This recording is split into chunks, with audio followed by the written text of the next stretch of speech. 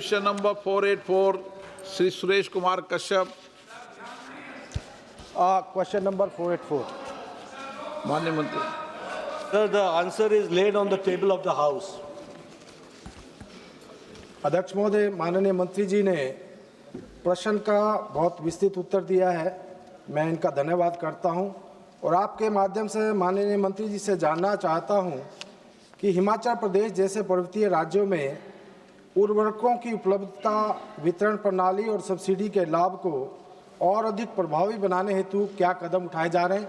माननीय मंत्री और साथ ही मैं ये भी जानना चाहता हूं कि सरकार पर्वतीय राज्यों की भौगोलिक चुनौतियों को ध्यान में रखते हुए उर्वरक की आपूर्ति श्रृंखला, भंडारण और परिवहन व्यवस्था को सुदृढ़ करने हेतु क्या विशेष कदम उठा रहे हैं।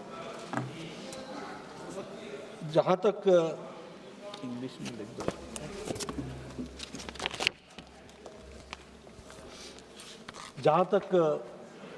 मार्केट डेवलपमेंट असिस्टेंस स्कीम का सवाल है, भारत सरकार इसको प्रोत्साहित कर रही है।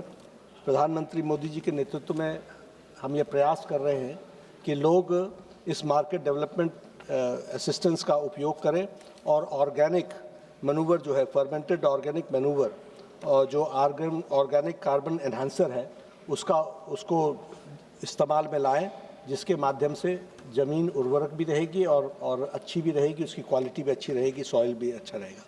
उसी तरीके से लिक्विड जो फर्मेंटेड ऑर्गेनिक मैन्यूवर है उसको भी हम प्रोत्साहन दे रहे हैं और इसके लिए हम 1500 प्रति मेट्रिक टन ये हम उसमें सब्सिडी भी देते हैं। इस तरीके का हम काम कर रहे हैं। ये जो इसको हम इस योजना को galvanising organic bio agro research धन गोवर्धन इनिशिएटिव, जिसमें कॉम्प्रेस्ड बायोगैस और बायोगैस प्लांट्स, इनको हम सपोर्ट करते हैं।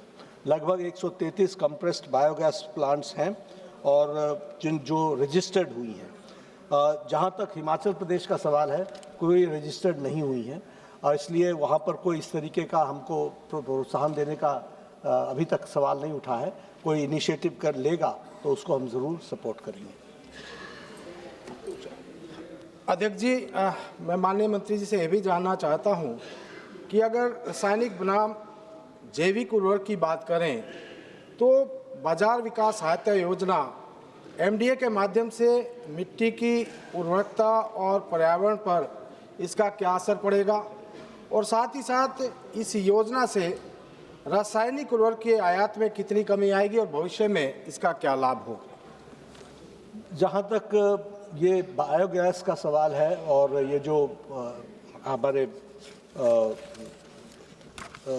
फर्मेंटेड ऑर्गेनिक मैन्योर का सवाल है और लिक्विड फर्मेंटेड ऑर्गेनिक मैन्योर का सवाल है, निश्चित रूप से यह अपने धरती माँ को उर्वरक रखने में और उसको अच्छा रखने में, उसकी सॉइल की हेल्थ के लिए बहुत ही लाभकारी है।